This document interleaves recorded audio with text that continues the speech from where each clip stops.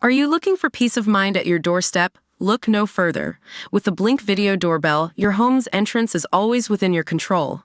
Check out the link in the video description to learn more and get your Blink Video Doorbell on Amazon. Your home is in your hands. President Joe Biden's debate performance was shocking to many Americans because his inner circle have spent years making sure he doesn't act his age.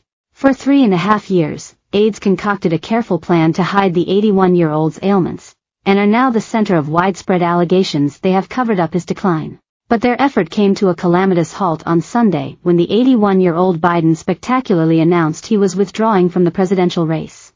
The strategy included carefully picking where walks, choosing shoes to stop falling, surrounding him with staff, shortening his schedule so he gets more sleep and giving him props. He still stumbled, mumbled, got confused, fell on stage and downstairs. In turn, the White House press shop got creative with excuses to explain what was happening in plain sight. The aides have now been accused of being accomplices in the plot to hide his deterioration before it became clear to the 50 million American viewers watching the CNN debate. DailyMail.com breaks down the White House cover-up, the strategies they have used to explain any missteps before Biden withdrew from the presidential race, the White House's war on the press and the imaginative ways to explain Biden's bizarre behavior. Author Chris Whipple, who wrote a biography on Biden in 2022, called this White House the most scripted in history. Biden has hosted an historically low number of press conferences and given very little interviews. When he speaks, he relies heavily on a teleprompter and only rarely takes questions. His press aides are extremely defensive and attack reports questioning his health or showing the president freezing or in an awkward encounter. White House Press Secretary Jean-Pierre, known for her non-answers and reliance on her binder, has been creative with her excuses for Biden's conduct. In June, when several videos showed what appeared to be the president freezing, Jean-Pierre dubbed them cheap fakes and pushed that they were deceptively edited. In one case, it's clear that Biden is engaging with a paratrooper off-screen, in a viral video from the G7 in Italy, but in others, the president does appear to be spaced out, first at a Juneteenth concert and then at a fundraiser where former President Barack Obama leads him off stage.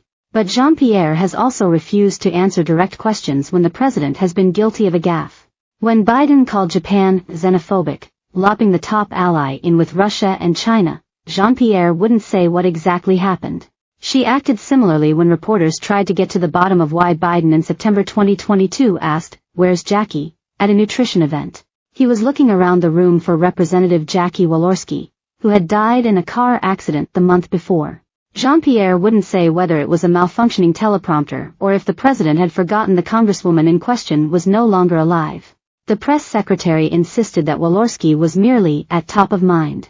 The tight schedule, and how Biden is only sharp before 8 p.m. Since Biden's disastrous debate performance, more details have leaked about how White House aides schedule his day.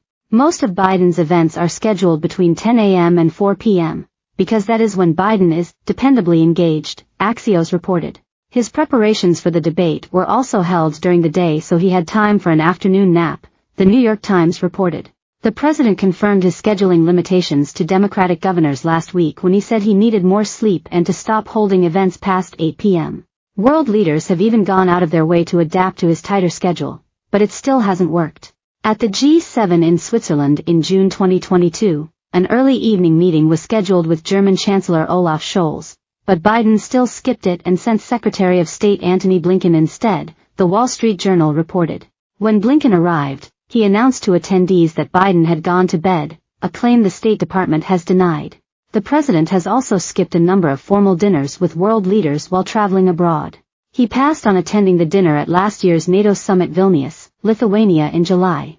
2 months before that, he left a G7 dinner early when world leaders were gathered at on Miyajima Island outside of Hiroshima.